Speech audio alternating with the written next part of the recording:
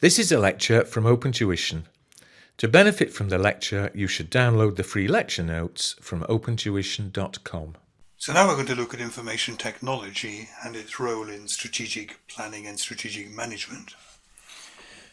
It's worth just looking at on this slide at almost a very quick history or summary of IT that's available.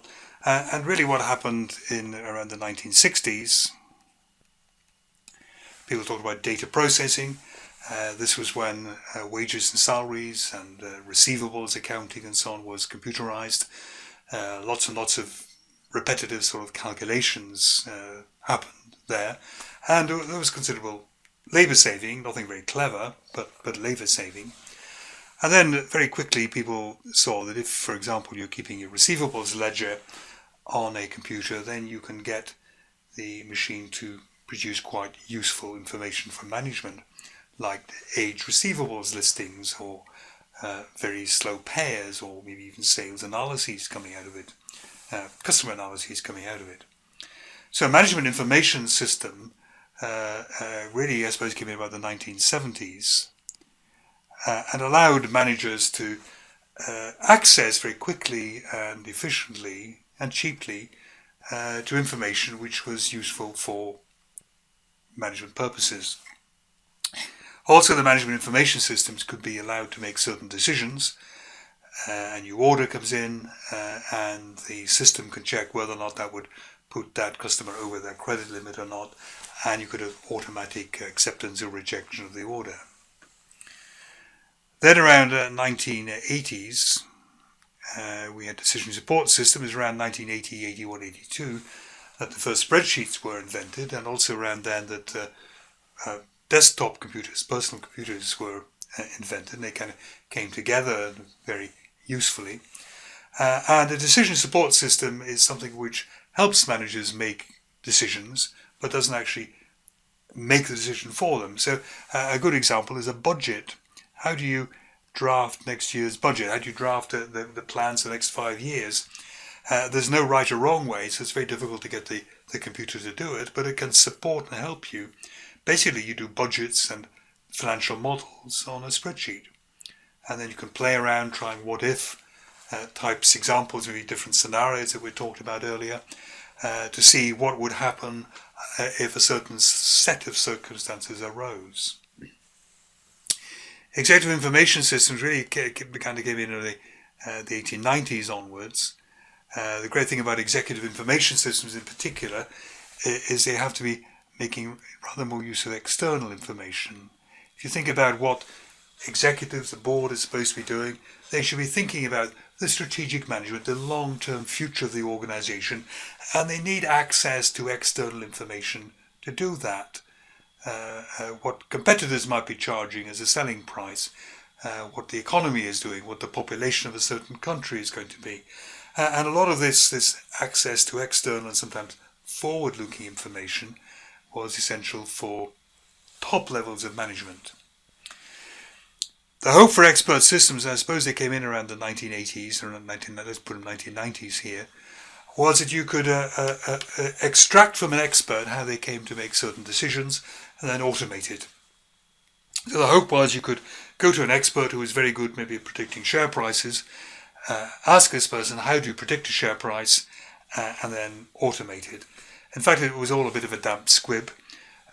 Something like a share price is so prone to external events and random events, you can't bring the system up to date. But external expert systems became a little bit useful in making what you would call complex but programmable decisions. So trying to tell people what their pension entitlement was. There's a whole series of very complex kind of decisions. You know, how long have you worked here? What's your age? How many dependents do you have? What are the pensions? When do you hope to retire? Etc. Etc. Etc. And only by answering all of these lots of questions correctly would you come out with the right answer to this very complex series of criteria. And expert systems were quite good at that. Databases where you hold all the information basically in one place, and you give different views of that data to people. So if you had a personnel database, then wages and salaries need to see the wages and salaries and tax information, but they don't need to see information dealing with your staff appraisals. And the database is set up so that all the data is held once in one place, which is great because everyone sees the same data, but you don't see all of it. It just allows you to see the data you need for your job. Data warehousing and data mining will go on to. Enterprise resource planning should actually be on a separate line in here. We'll look at that, but that's basically trying to tie everything together so that orders and sales and purchases and wages and cash flows and so on are all kind of tied up together. The hardware system typically used nowadays, you have a local area network. This is where you wire up an office or a campus or a hospital or a school. Got special cables running around it, and computers can plug into that. The great thing is they can all share the same data. They can send emails and so on. A wide area network is where you would link people over much longer distances between two towns or between two countries. So typically you have a LAN in one place, little network, and then you make use of the telephone system, and then you have a LAN at the other place, and so on there. And this allows even very dispersed organizations with branches all over the place, nevertheless, to be able to share data and transmit data very, very quickly. An extranet is where your intranet, for example, maybe you look at the suppliers. So you have access to the suppliers' intranet. And what this can do, for example, it can allow the supplier to look at your inventory. So rather than the supplier waiting for you to send them an order over the system, what you can do is to ask the supplier, you monitor inventory in my shops, and when you see that the inventory in my shops has dropped, then you send the goods. And this enables them to cut a lot of delay out of the process, make it much more efficient. Because if you're waiting on the supplier sending the order, if you're waiting on the customer sending the order to the supplier is kind of a bit surprised. These orders kind of arrive at random, and then you have to start manufacturing and dispersing the goods and so on, whereas it's better the other way around. And then, I suppose, starting in the 2000s onwards, people began talking about knowledge management. And knowledge is of two sorts. Really, knowledge is information in people's heads. And you can have explicit knowledge. This is basically is written down. It has been captured.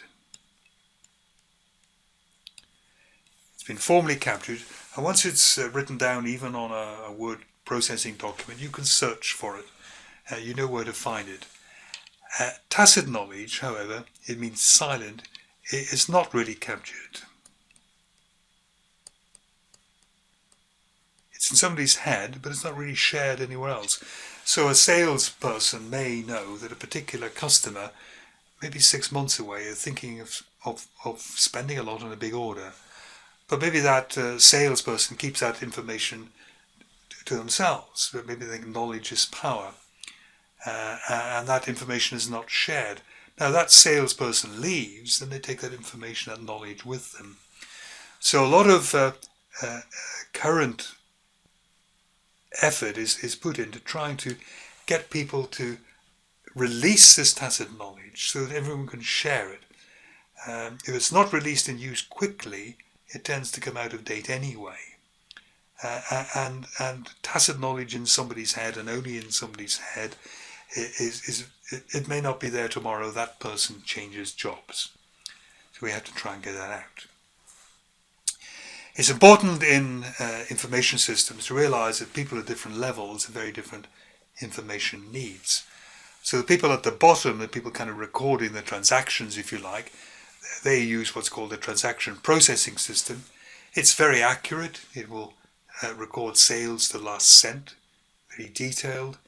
It's almost entirely historical. It records what's happened. Information's always internal, really. It's very routine. Note that every week they do the wages run, every month they do the age receivables analysis, and so on. Note that remote input of data over networks, over telephone systems, over Wi-Fi and so on is becoming more common. So people can be going around the inventory with a little handheld device, just kind of counting the inventory and dealing with it like that. So communication systems have definitely helped. But it's accurate, historical, internal routine. At the top of the organization, where you have really the board level here, that's where we talked about executive information systems. Information tends to be much more summarized. You don't need information to the last cent. You might be dealing in the nearest 100,000. It's very much forward-looking. You're very much looking at budgets. You're planning for the future. It has to be very forward-looking. It tends to be, the information tends to be rather ad hoc. The reports are ad hoc. They're non-routine, in other words. And a lot of external information, as we already said. We need to look at forward-facing information. We need to look at a lot of external information. Otherwise, the people at the top of the business are not going to be able to do their jobs properly. Now, so I come back to enterprise resource planning systems. Basically, this is where we try to bring all the information about the company together. So in the finance, we're reporting on a customer's credit and rating, and current selling prices will be there. Human resource will keep an eye on new recruits, when they're starting, what they're paid, what qualifications they've gained, how they should be compensated, and so on. It will be looking at marketing. It will be looking at sales, selling prices. It will be looking maybe at competitors' prices and so on. You'd have your customer analyses in there. Your customer profitability analyses could be there, as well as your customer relationship management. You'd record your sales, your payments. It would also look after, very importantly, your cash flow forecasts. And in operations, it would be planning production. So an order comes in from a customer. You look at inventory to see what parts are there. You order the extra parts needed. It places the orders. It looks after the invoices coming in, the payments of the invoices, and so on. So typical kind of enterprise resource planning systems. There's a German one called SAP. You may have come across that. And then I think the other one, the big one, is Oracle, American one. As I say, trying to tie all planning aspects of the organization together. Now, this slide just shows how impactful information technology can be on, say, the value chain. So here you have a kind of skeleton value chain. And the first thing we can look at is inbound logistics. And you may have chosen to do inbound logistics through just-in-time, and you really can't do just-in-time inventory. In other words, lots and lots and lots of little orders efficiently without a good IT system. MRP1 means Material Resource Planning 1. It says if I get an order in for 10 units, then I need so many components to be ordered. So Material Resource Planning. You can have computerized stores. It knows how much is in stores. You can even have computerized systems which goes and retrieves the items from the store and delivers it to the production line. In the operations, the production here, MRP2, that's manufacturing resource planning. So not only are we planning the material, we're planning the use of people and machinery. So we get an order coming in, it can schedule work. Robots obviously are taking a lot to do with manufacturing. Nowadays we have got more and more importance in things like 3D printing. Flexible manufacturing, where machines can change their settings and change the tools which are on them and so on. So no longer do you have to make 100 of an item to make it profitable. You make 2 of that item, then 3 of that, then 1 of that, and so on. And the machines kind of switch over very quickly and very flexibly. In outbound logistics, we can use global positioning satellites to keep track of where the delivery lorries are. We can use it for route planning and logistics planning and the like. Sales and marketing, we get huge information from websites and people's visits to websites. We see what they're interested in and so on. We'll see, particularly in the next lecture, data warehouses and data mining, which are all to do with part of big data. And then in service, we can have total quality management can be helped there. If you're going to improve products and get less repair costs, then you need to analyze where they go wrong and move towards total quality management. Frequently asked question pages, help pages and so on in the internet will cut down the telephone calls to the helplines. Firm infrastructure, we can use executive information systems, DSS, decision support systems. We can maybe allow people to work remotely at home and so on.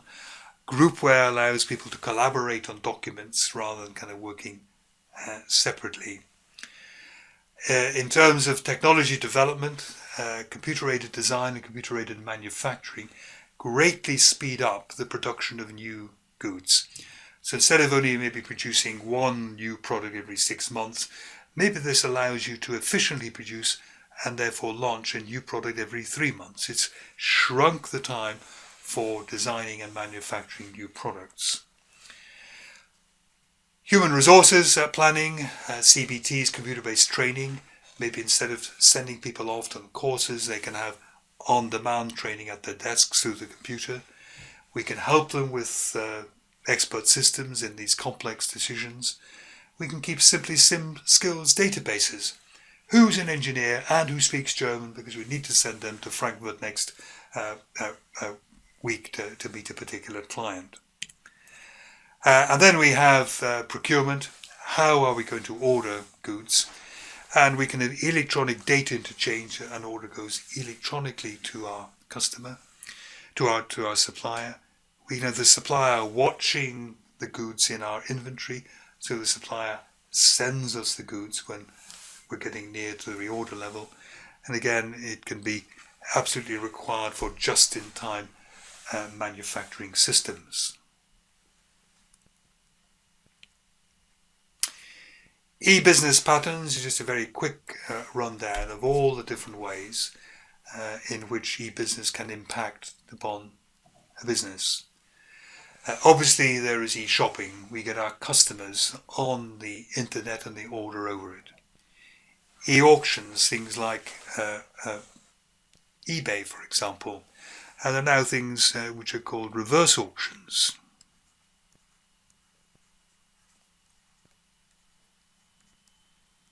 So the normal auction, the price goes up. Reverse auction, the price goes down. And this is used by companies to procure raw materials. So let's say you had a need for several kilograms of a metal. You advertise this on a particular site and you say, who can supply me with 10 kilograms of this metal? And the first offer comes in and says, I'll supply it for $10,000. And then another offer comes in, no, I'll supply it for $8,000, and then $7,500 and so on. And at the end of the auction time, it's the person who's offering the lowest price wins the contract. And this is being increasingly used for automatic procurement or e-procurement. I go to this one next. Disintermediation is taking out the middleman. Travel agents have suffered like this. Now people tend to go directly to the airline or the hotel site. Re-intermediation is putting in a middleman. This is putting in something like Expedia or Booking.com, where the IT system acts as essentially the agent. Countermediation is where the supplier acts as their own middleman. This is something like Opodo, which is a travel site, but it's owned by several airlines. When you go there, you of course you get the choice of their flights, not the best choice of everybody else's flights. You can make money by advertising other people's goods and services. Google can be trained to bring up relevant adverts on your site. If somebody clicks on it, then you get 10 cents or something because they clicked through that advert. You can obviously advertise your own goods and services and send out emails to people and so on. You record where they visited, what they're interested in. You can have very directed, tailor-made advertising to people and their interests. E-procurement we've kind of talked about in terms of reverse auctions there. And customer relationship management, which we talked about earlier on, where we use basically the internet and databases. We record what people are interested in, what they're buying, what they've inquired about, what pages of the website they have visited, what they've bought in the past, what they might be interested in again, and so on. And we try and form this relationship with the company, with the customer, rather than simply relying on this kind of random transactional selling, and we never know they're going to be coming back again.